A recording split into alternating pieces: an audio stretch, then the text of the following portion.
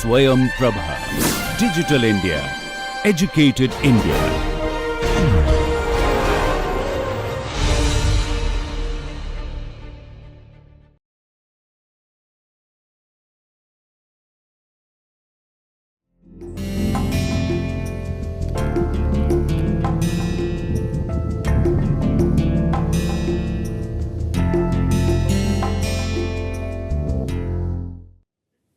Having understood perception to a greater extent, we are now moving to our second concept that we would be trying to discuss at length, and that is learning.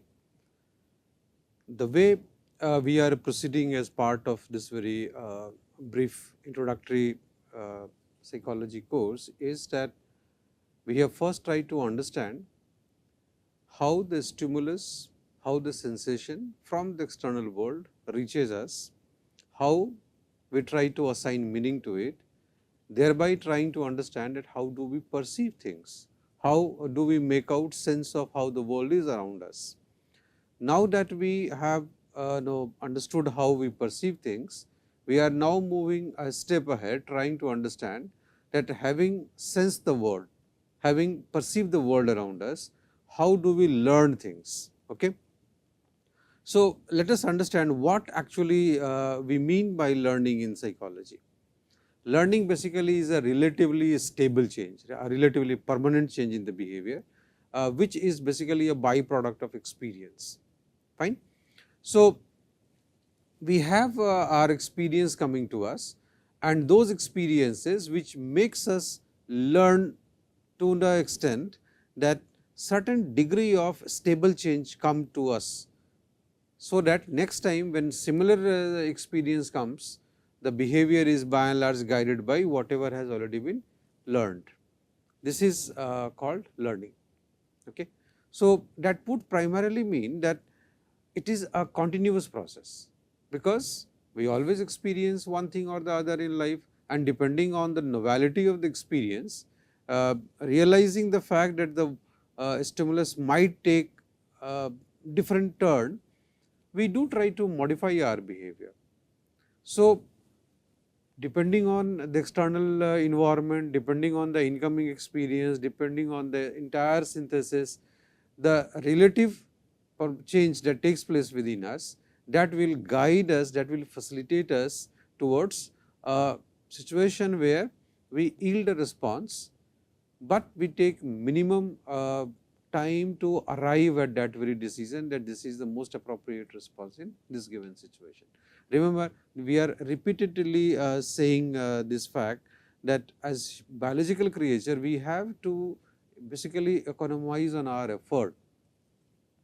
So, a relatively permanent change, a continuous process, and also it is a gradual process. Gradual process because any change that you see in the behavior will not come overnight. Okay. So, gradually you learn certain things, recollect your own past experience. Okay. When you try to learn how to ride a bicycle, okay, it was not that overnight you started riding a bicycle and driving it, maneuvering it with full skill. That is not true for any one of us. So, how did we acquire it? It was a very gradual process. Okay. And now comes a time when even though you do not ride a bicycle very frequently, tomorrow if you are given an opportunity to do so, you can very conveniently do that. Okay. So, the change that has come to us, it is a relatively stable change. Now, let us understand one thing. From a behaviorist point of view, we would be looking at the stimulus and the response that is elicited once that stimulus is presented to the organism. No? So, we always talk of SOR paradigm in psychology, the stimulus organism response paradigm. Now, stimulus is basically any event, any situation, any condition, any signal, any cue that triggers you to give a response, that is the stimulus. Okay. Response, you understand the outcome, the resulting behavior that we show, that is our response, but there could be two types of responses, the overt response and the covert response. Overt responses are those responses which are very readily observable, I am speaking to you right now. This is a readily observable behavior. But there could be another type of latent thinking going on, which you are not able to observe. Those are called covert behavior. For instance, what am I thinking right now? Okay. Or for instance, when I am right now recording this lecture, which is a readily observable behavior and overt behavior, what is going on in the mind of the cameraman who stands behind the camera? Okay, that is the covert behavior. Okay. So, when we look at learning, we are basically trying to look at stimulus response association. Okay. And when we say that we are looking at stimulus response association, organism of course has his or her own importance, but at the same time a response means overt as well as the covert response. Now, learning basically involves associations, relationships. Okay. So, we try to make this association, develop this association, evolve this association between the stimulus and the response. So, if this is the stimulus, this is supposed to be the response. If that is the stimulus, that is supposed to be the response. For instance, recollect your school days. A teacher enters into the classroom, okay, and as a what you call newcomer who is being exposed to formal education for the first time, you see that everybody else has stood up, okay, wishing good morning teacher. And then you realize that, okay, once a teacher enters the room, what you have to do is to leave your seat, stand erect and wish to the teacher. Okay. This is now learned, this is ingrained, and next time onwards, whenever a teacher enters your room, you first thing you do is that you religiously leave your seat and wish the teacher good morning. An association has been formed between the stimulus and the response. Okay. Now, how does this association form? Basically, three factors govern formation of this association: contiguity, contrast and similarity. Just these three features. What is contiguity? Contiguity is the nearness. Okay. So, you have the stimulus and you have the response. Okay. What is the temporal difference between the two? I am sure you must have heard this popular joke, which perhaps does not make you laugh anymore, that somebody had cut a joke and then all other animals in the zoo laughed at the time when the joke was cut. One animal started laughing a day later. Okay. Now, there is a temporal delay between the stimulus and the response. Okay. Now, associate it with one thing. You answer a question asked by your teacher in the class, and the teacher looks at you with admiration. Okay. The teacher uses certain words in order to admire the appropriateness of the response that you have given in the class. The question asked, the answer given, the correctness of the answer and the appraisal by the teacher. There is a contiguity between them. So, the moment the correct response is given, okay, immediately you are given a positive feedback by the teacher, and this positive feedback does not differ too much in terms of time difference from the answer that you had given. Okay. So, what happens in the case of learning?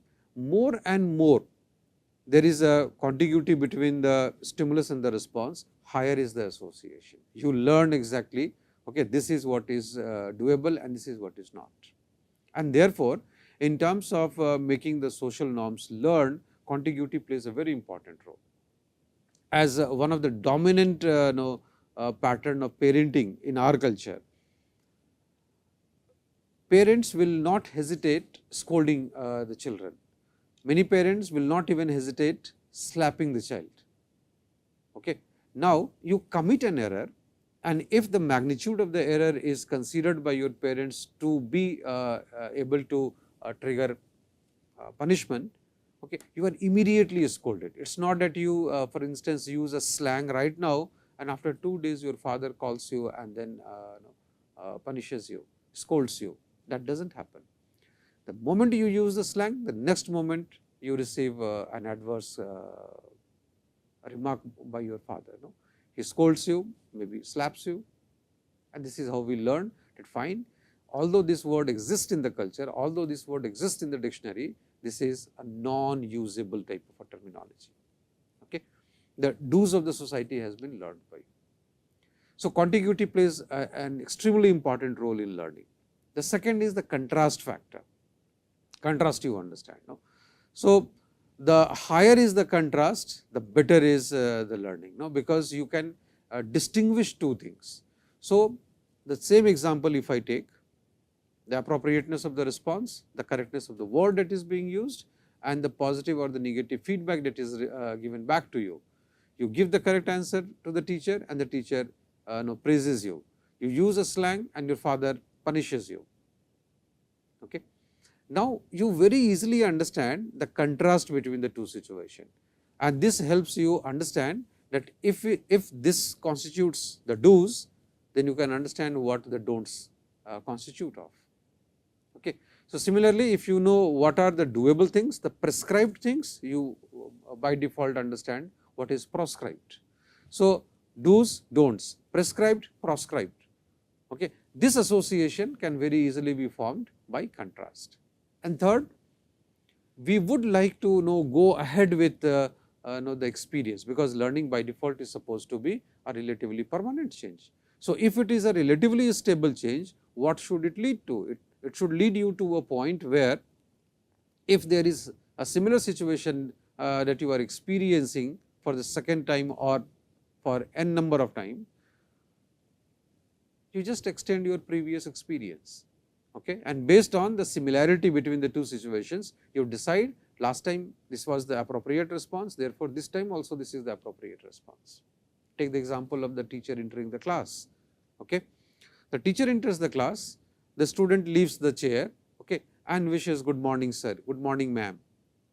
First day, second day, and every time you repeat this behavior because there is a similarity in the situation. You know that you are in a classroom setup, and you also know that the one period is over and now the next teacher enters the room, and therefore, even though the period varies, the date vary, okay, the teachers vary, but every time the behavior remains the same, and this is governed basically by similarity. So, remember one thing, learning basically means formation of association, okay, and association primarily guided by just three factors: contiguity, contrast and similarity.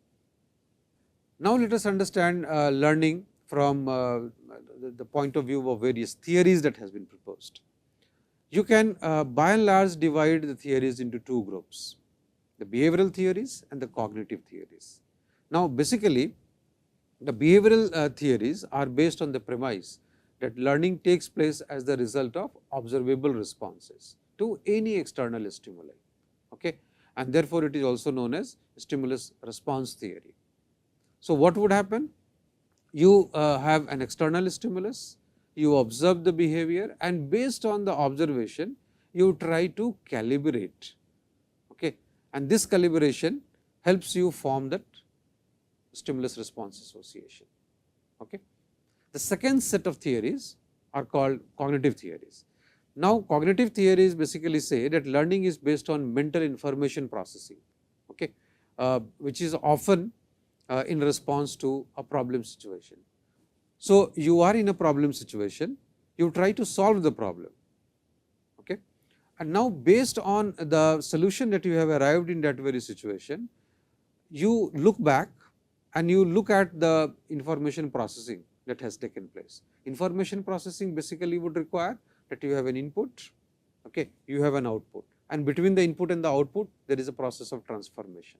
It is this transformation that you revisit, okay, and that is something that helps you learn the situation. Now that we have talked about the two sets of theories, the behavioral theories and the cognitive theories, let us look at a few things. I am right now looking at those examples where animals who have been trained by human beings and have been made to learn and behave in a particular way. Okay. Deliberately, I am taking example of animals. The reason being that in the next lecture, we will come to various theories of learning, and there we would be looking at the theory being actually based on experimentation done on animals. So, look at these videos.